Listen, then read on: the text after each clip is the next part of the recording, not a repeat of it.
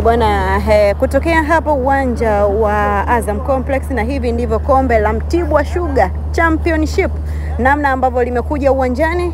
Kama unavyoona dada akiwa amependeza kweli kweli, kamshikilia mwali, na huu mwali unakwenda kwa Mtibwa Sugar.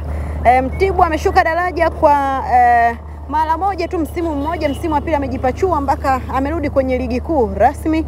Mtibwa anakwenda kuingia msimu ujao 2025 2026 kwenye ligi kuu.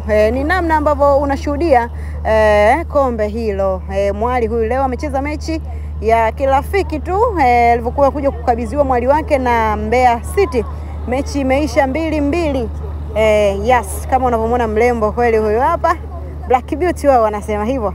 Naam, na hivi pia tunaona medali zikiwa nazo ziko tayari kabisa, walembo wakiwa wamechukua hizo medali tayari kwenda kukabidhi ili ziweze kugawiwa namna hii. Kama unavyoshuhudia hao ni walembo wanakileta medali hizo anavaa mshindi wa kwanza na wa pili, ambaye wa kwanza ni Mtibwa, lakini pia wa pili anaenda kuvaa ni Mbeya City. Hawa wote wamepanda ligi kuu mwakani.